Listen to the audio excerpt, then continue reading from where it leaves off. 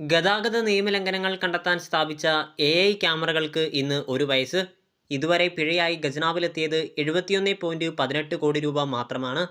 59.58 ലക്ഷം കേസുകളിലായി 390 കോടി രൂപ പിഴയിട്ടുവെങ്കിലും അഞ്ചിലൊന്ന് പോലും സർക്കാരിന് കിട്ടിയിട്ടില്ലെന്ന് മനസ്സിലാക്കാം.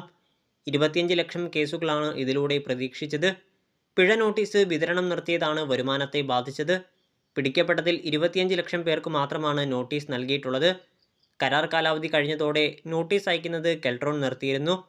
നോട്ടീസ് നൽകുമ്പോൾ പിഴയുടെ 25% അടയ്ക്കപ്പെടുന്നുണ്ട്. SMS മാത്രമാകുമ്പോൾ 8% പിഴയടയ്ക്കുന്നത് കുറയും. 25 ലക്ഷം പേർക്ക് കൂടി നോട്ടീസ് അയച്ചാൽ കുറഞ്ഞത് 70 കോടി രൂപ കൂടി ഖജനാവിലെത്തുമെന്നാണ് നിഗമനങ്ങൾ പറയുന്നത്. പദ്ധതി വിഭാവനം ചെയ്യുമ്പോൾ വർഷം 120 കോടി രൂപ പിഴ ലഭിക്കുമെന്നാണ് പ്രതീക്ഷിച്ചിരുന്നത്. കെൽട്രോണിൻ്റെ സഹകരണത്തോടെ നടപ്പാക്കിയ പദ്ധതിയിൽ 230 കോടി രൂപയായിരുന്നു ചെലവായത്.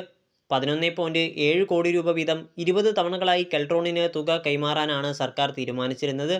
എന്നാൽ ഉപകരാറുകളിൽ അഴിമതി ആരോപിച്ച് പ്രതിപക്ഷം ഹൈക്കോടതിയെ സമീപിച്ചതോടെ കെൽട്രോണിനുള്ള പ്രതിഫലം കോടതി തടയുകയായിരുന്നു. കോടതി അനുമതിയോടെ 2 തവണയായി 20 കോടി രൂപ മാത്രമാണ് കെൽട്രോണിന് കൈമാറിയിട്ടുള്ളത്.